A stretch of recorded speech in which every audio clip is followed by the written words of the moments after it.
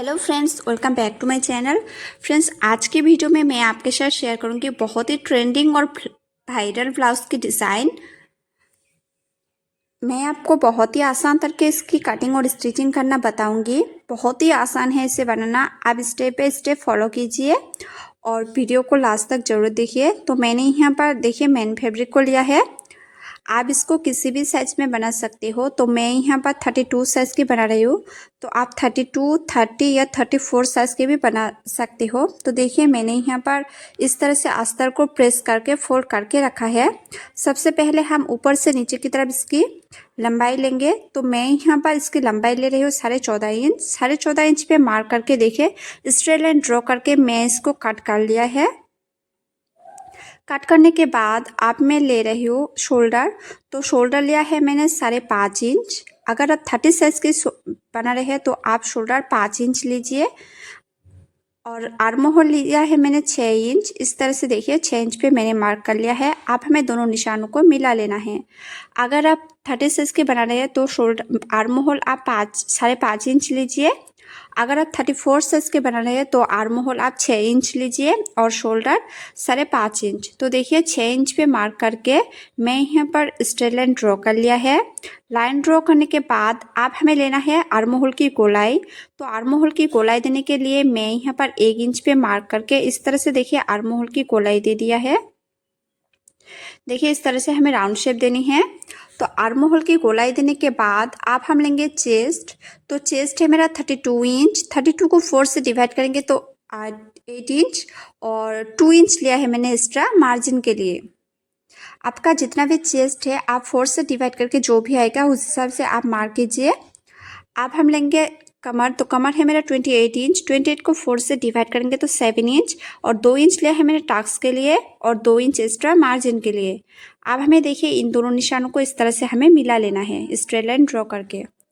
अब पहले हम इसे कट कर लेंगे। तो देखिए जैसा मैंने ड्रॉ किया है सेम उसी तरह से पहले हमें इसको कट कर लेनी है। देखिए फ्रेंड्स, मैंने इसको कट कर लिया है। अब हम टक्स पॉइंट लेंगे। तो टक्स पॉइंट मैं ले रही हूँ यहाँ पर 10 इंच। अगर आप 34 साइज के बना रहे हैं तो आप 10 इंच ही लीजिए।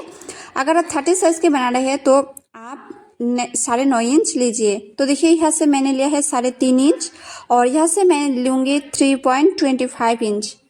तो देखिए इस तरह से हमें दोनों निशानों को आप मिला लेना है इस तरह से। आप देखिए जो हमने 2 इंच एक्स्ट्रा लिया है टक्स के लिए उस 2 इंच को हम इस तरह से देखिए टक्स पॉइंट लगाएंगे यहाँ से। तो देखिए टक्स पॉइंट लगाने के बाद अब हमें तिरछा निशान लगानी है। इस तरह से हम तिरछा निशान लगा लेंगे और इसको अच्छी तरह से पहले ड्रॉ कर लेंगे।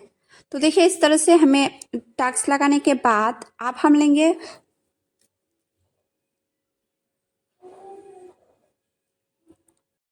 अब हमें ऊपर से नीचे की तरफ 4.5 इंच पे इस तरह से मार्क कर लेनी है। 4.5 इंच पे मार्क करने के बाद अब हमें देखिए इन लाइन को इस तरह से देखिए अच्छी तरह से हम सीधी लाइन ड्रॉ कर लेंगे। अब हम स्लिप के लिए मार्क करेंगे। तो आप जितना पहनना चाहते हो उस हिसाब से आप इसको मार्क कीजिए। तो मैं यहाँ पर रख रही हूँ 2.5 इंच। आप 1.5 इंच, 2 इंच या 3.5 इंच भी रख सकते हो। तो अब हम ऊपर से नीचे की तरफ इसकी लेंथ रखेंगे 6.5 इंच।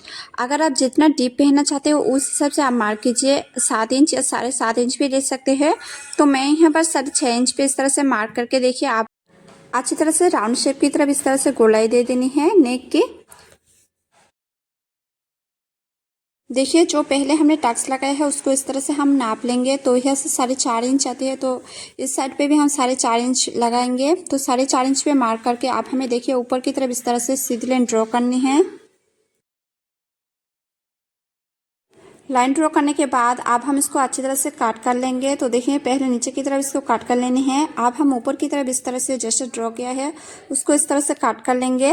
अब हम बैक पार्ट में इसकी कटिंग करेंगे। तो देखिए बैक पार्ट को मैंने यहाँ पर इस तरह से फोल्ड करके रखा है।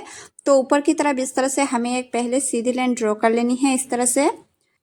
देखिए इस तरह से अच्छी तरह से हम पहले ऊपर की तरफ इसकी सीधी लाइन ड्रॉ कर लेंगे।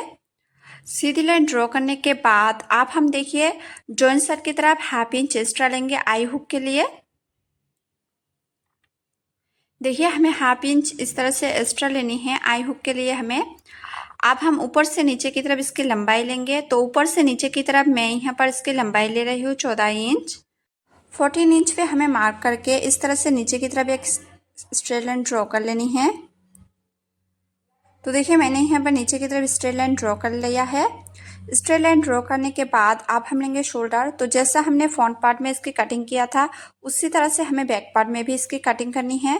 तो शोल्डर रखा है मैंने 5.5 इंच और आर्म होल लिया है मैंने 6 इंच। तो अब हमें इन दोनों निशानों को इस तरह से मिला लेना है। तो देखिए फ्रेंड्स, जैसा फ्रंट पार्ट में कटिंग किया है उसी तरह से हमें बैक पार्ट में भी इसकी कटिंग करनी है।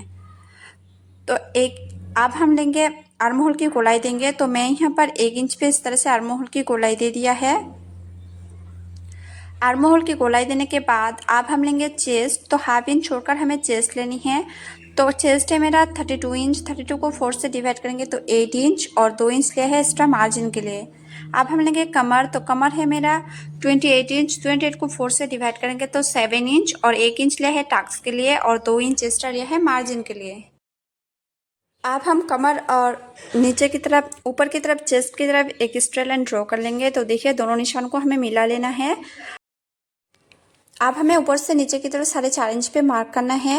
तो जैसा मैंने फ्रंट पार्ट में मार्क किया है उसी तरह से। तो देखिए 4.5 इंच पे मार्क करके अब हमें इस तरह से एक लाइन ड्रॉ कर लेंगे 2.5 इंच पे। इस तरह से देखिए 2.5 इंच पे और एक मार्क करके स्ट्रेट लाइन ड्रॉ कर लेना है इस तरह से। 2.5 इंच पे मार्क करने के बाद अब हम बैक पार्ट में इसकी लंबाई लेंगे।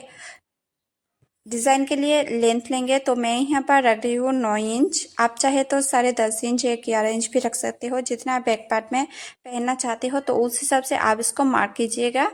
तो देखिए इस तरह से हमें राउंड शेप देनी है। आप चाहे तो यहाँ पर आप डिज़ाइन भी दे सकते हो। तो देखिए आप हमें इस तरह से इसको काट कर लेनी है। तो जैसा मैंने ड्रॉ किया था उसी तरह से हम पहले इसको काट कर लेंगे।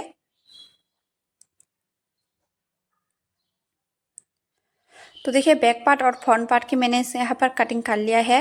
अब हम इसको मेन फैब्रिक पर इसके कट करेंगे। तो पहले हमें मेन फैब्रिक को इस तरह से फोल्ड कर लेनी है।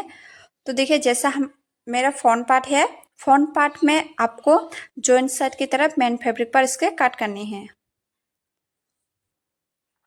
तो देखिए इस तरह से बैक पार्ट की मैंने कटिंग कर लिया है और फ्रंट पार्ट में हमें जॉइंट साइड की तरफ इसकी कटिंग करनी है। तो देखिए इस तरह से फ्रंट पार्ट को हम जॉइंट साइड की तरफ रखेंगे। अब हम इसकी कट कर लेते हैं।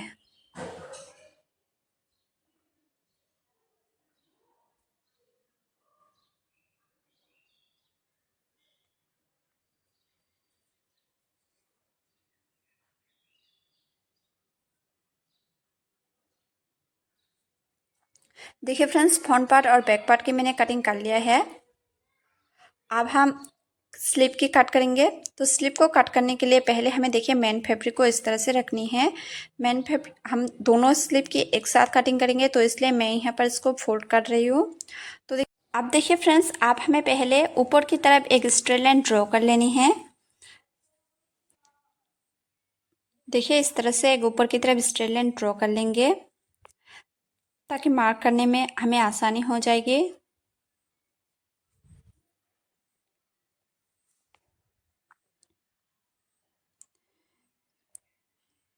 देखिए इस तरह से मैंने ऊपर की तरफ एक स्ट्रेट लाइन ड्रॉ कर लिया है। आप हमें देखिए तो जैसा हमने इसके ऊपर की तरफ इसकी लेंथ रखा है 4.5 इंच पे, देखिए 4.5 इंच पे काट किया है। तो फ्रंट पार्ट में 4.5 इंच और बैक पार्ट में हमें 4.5 इंच रखा था। तो दोनों को इस तरह से देखिए प्लस करेंगे तो 9 इंच पे हमें इस तरह से मार्क करना है और हाफ इंच लेनी है हमें सिलाई के लिए। तो 10 इंच पे इस तरह से हम मार्क करेंगे। तो स्लीव की लंबाई हमें लेना है 10 इंच। देखिए 4.5 इंच हमने जो ऊपर से नीचे की तरफ इसके काट किया था फ्रंट पार्ट और बैक पार्ट में, उसको हमें दोनों को प्लस करनी है। तो 4.5 इंच और 4.5 इंच को दोनों को प्लस करके 9 इंच आती है और हमें 1 इंच लेना है एक्स्ट्रा मार्जिन के लिए। मतलब जब हम अटैच करेंगे स्लीव को फ्रंट पार्ट और बैक पार्ट में तो हाफ इंच हमारा चला जाएगा सिलाई के लिए, इसलिए हमें 1 इंच रखनी है एक्स्ट्रा। तो देखिए इस तरह से हम स्लीव को काट कर लेंगे।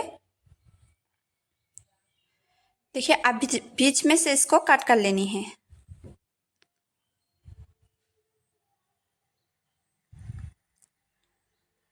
तो देखिए दोनों स्लीव मेरा बन गया है।